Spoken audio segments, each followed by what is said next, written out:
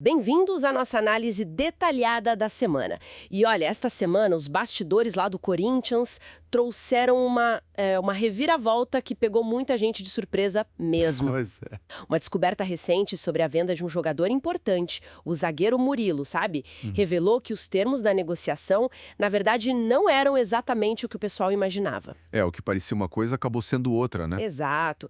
Aquilo que parecia ser uma participação garantida nos direitos futuros do jogador, bom, acabou por ser algo bem diferente. Hoje, então, a gente vai mergulhar a fundo nos detalhes dessa transferência do Murilo.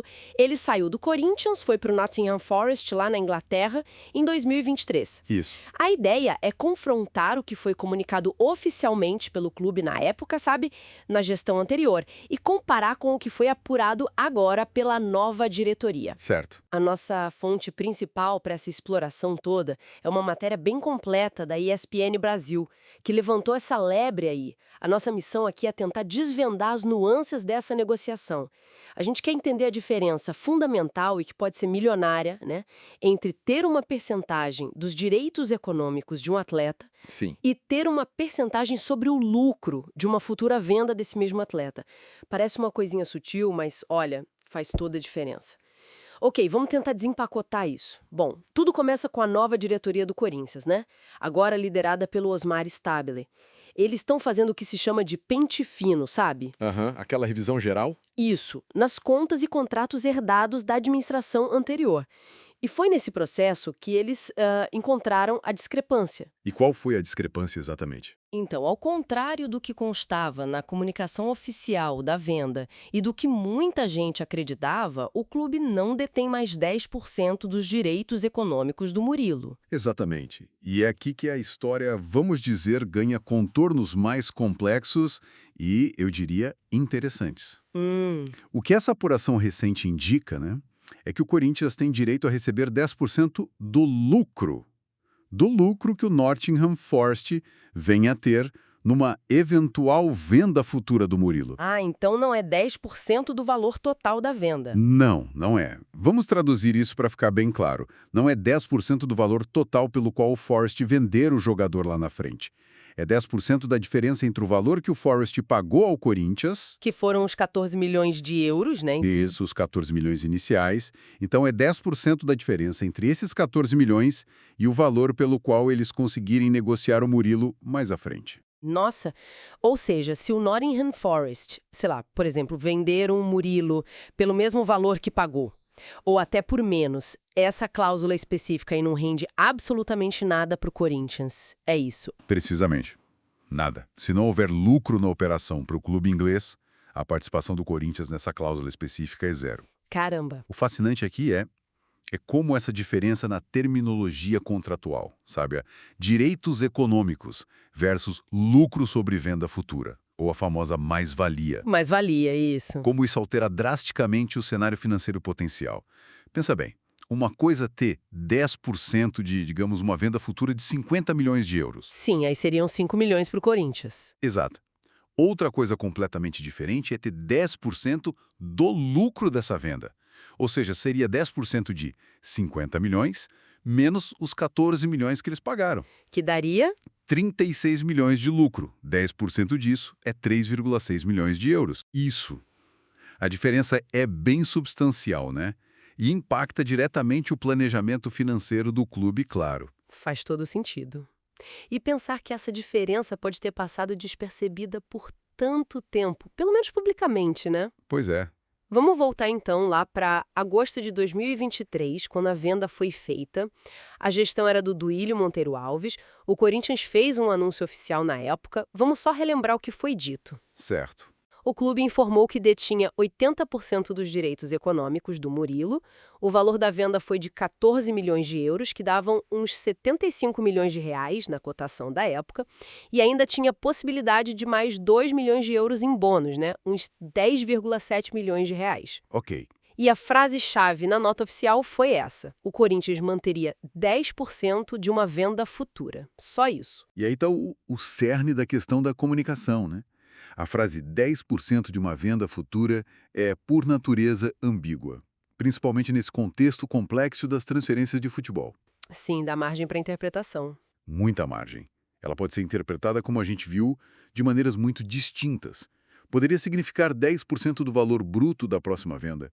Poderia ser 10% dos direitos econômicos que o clube ainda tinha simbolicamente, ou, como agora se confirma que está no contrato, 10% sobre o lucro, a tal mais-valia. É uma diferença crucial. E que talvez, sei lá, devesse ter sido explicada desde o início, né, numa transação dessa magnitude. Sem dúvida alguma. Em contrato que movimentam milhões, a precisão é fundamental. E não só no documento legal em si, mas também na forma como essa informação é transmitida, né? Para o público, para os sócios, para a imprensa. Claro. Mesmo que o contrato esteja juridicamente perfeito, vamos dizer, e proteja o clube, uma comunicação pública ambígua pode gerar o quê? Expectativas desalinhadas, desconfiança e Sim. até embaraços futuros quando a realidade vem à tona, como aconteceu agora. A transparência e a clareza deveriam ser pilares, né? Especialmente em clubes com a dimensão e a paixão que envolvem o Corinthians. Com certeza. E como reagiu o ex-presidente, o Duílio Monteiro Alves, quando confrontado com essa descoberta da nova diretoria e com a matéria da ESPN? Bom, segundo a reportagem, que cita uma declaração do Duílio ao GE, o Globo Esporte, ele admitiu que houve um equívoco na comunicação. Foi essa a expressão. Um equívoco sobre os termos exatos da venda do Murilo. Ah, então ele admitiu o erro na comunicação. Sim, ele confirmou que a cláusula dos 10% realmente se refere ao lucro que o Nottingham Forest tiver numa futura transferência, a tal mais-valia. Certo. Ele também acrescentou um detalhe interessante sobre bônus por performance, que talvez não fosse tão conhecido do grande público. Tinha uma cláusula lá que previa o pagamento de 500 mil euros adicionais ao Corinthians caso o Murilo atingisse a meta de jogar 65% dos jogos da temporada pelo Forest. Bônus por desempenho.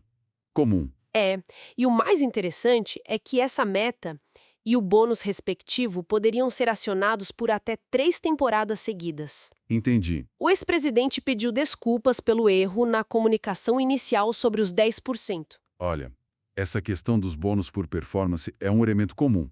Mostra que a negociação teve outras camadas, né? Mas, voltando à questão central, a admissão do equívoco na comunicação é significativa. É um reconhecimento de que a informação passada publicamente não espelhava com precisão o que estava no contrato. Sim, é um ponto importante. Mas aqui é onde fica realmente interessante. O Duílio complementou a explicação dele, dizendo que apesar desse equívoco na comunicação, o departamento jurídico do Corinthians tem um controle muito preciso desses percentuais e cláusulas. Ah, o jurídico sabia de tudo. Basicamente isso.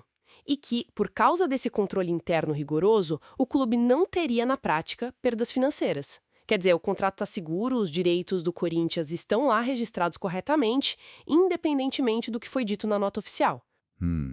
Essa justificação levanta uma questão importante, não acha? Qual? Até que ponto o controle jurídico interno, por mais impecável que seja, né?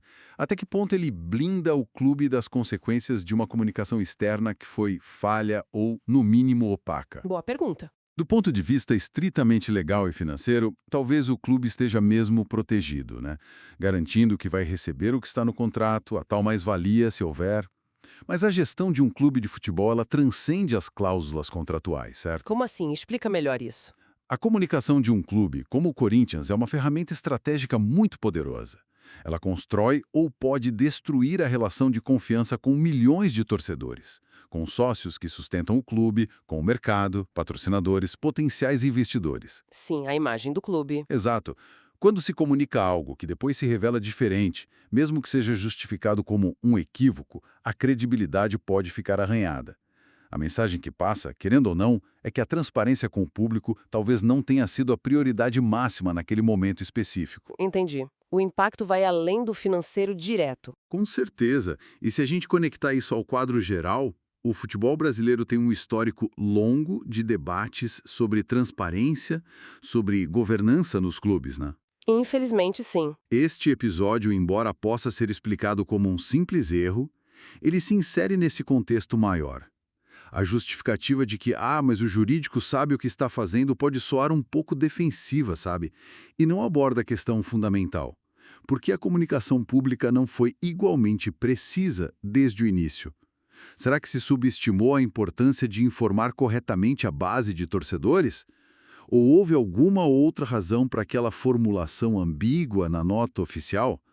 São perguntas que ficam no ar, né? É um ponto válido, sem dúvida. A confiança é um ativo intangível, mas muito, muito valioso.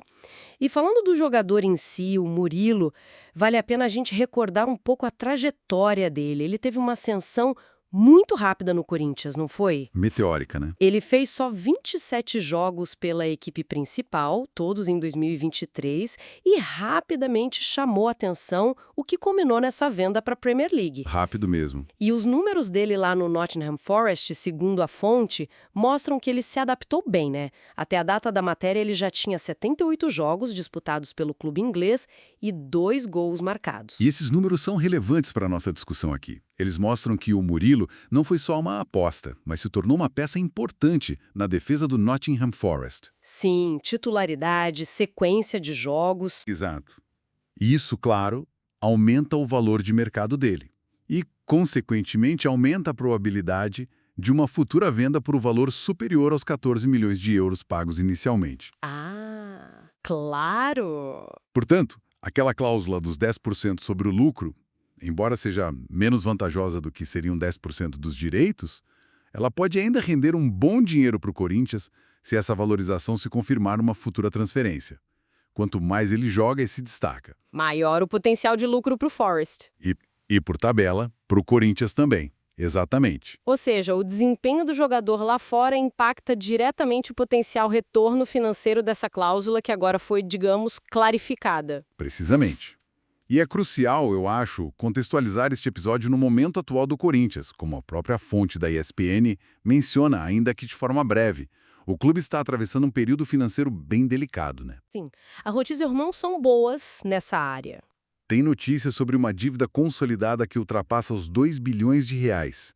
Além disso, o clube enfrenta outros imbróglios jurídicos, como aquele caso envolvendo o jogador Matias Rojas, que pode resultar em sanções da FIFA. Certo, o caso Rojas. E investigações sobre alegadas irregularidades fiscais em gestões anteriores. Quer dizer, o cenário é complexo. E como essa situação financeira mais ampla se conecta com esse caso específico do Murilo? Conecta-se de forma muito direta. Num cenário de aperto financeiro e de escrutínio elevado, cada euro conta, certo? A gestão rigorosa das finanças se torna ainda mais vital. Com certeza. Qualquer ruído, qualquer ambiguidade, qualquer equívoco na forma como as operações do clube são comunicadas pode gerar ainda mais desconfiança, mais instabilidade. A clareza sobre os termos da venda do Murilo, mesmo que a diferença seja apenas entre direitos e lucro, assume um peso muito maior nesse contexto global do clube. Fica claro que as peças se encaixam, né? O contexto geral agrava a percepção desse tipo de falha na comunicação. Exato. Então, para a gente amarrar tudo isso, o que podemos tirar de essencial desta análise? Temos, primeiro, a descoberta da discrepância. A comunicação inicial sugeria que o Corinthians manteria 10% de uma venda futura, que muitos interpretaram como 10% dos direitos ou do valor total. Mas a realidade contratual é que são 10% sobre o lucro dessa venda. Correto. Segundo, temos a admissão do equívoco na comunicação pelo ex-presidente do William Monteiro Alves. E terceiro, a clarificação dos termos agora, incluindo aqueles detalhes sobre os bônus por desempenho do jogador. Acho que a grande lição que fica e que transcende este caso específico do Corinthians e do Murilo é a importância crítica da clareza e da precisão no mundo do futebol moderno. Clareza nos contratos é o mínimo que se espera, né? Mas a clareza na comunicação com os torcedores, com os sócios, com o mercado, ela é igualmente fundamental. Como a gente viu aqui, a diferença entre deter uma porcentagem dos direitos econômicos e deter uma porcentagem sobre o lucro futuro é substancial. Sim, ficou bem claro. O primeiro modelo oferece uma participação mais direta e potencialmente maior no valor total do jogador. O segundo depende de uma valorização significativa e de uma venda que seja realmente lucrativa para gerar algum retorno. São modelos de negócio distintos, com implicações financeiras muito diferentes para o clube vendedor ou formador. E essa distinção, então, precisava ter sido comunicada de forma inequívoca desde o início, sem margem para dúvida. Exatamente. E isso nos leva, talvez, a uma reflexão final, algo para a gente pensar um pouco mais. Para além das implicações financeiras diretas, que a gente já discutiu bastante, como é que esse tipo de situação, onde a comunicação pública não reflete perfeitamente a realidade contratual, impacta a relação de confiança? A relação clube-torcedor, né? Sim, estamos falando daquela ligação que muitas vezes é emocional, passional, entre a direção de um clube, os seus sócios e a imensa massa de torcedores. Principalmente em momentos de maior fragilidade financeira ou de maior escrutínio como os que o Corinthians vive. A transparência não é só uma boa prática de gestão, é quase uma necessidade para manter a coesão e o apoio, sabe? É uma pergunta que ressoa para além do Corinthians, imagino eu, afeta o futebol como um todo. Sem dúvida alguma. Que questões mais amplas sobre responsabilidade administrativa, sobre a ética na comunicação, sobre a necessidade de uma governança que seja verdadeiramente transparente no esporte.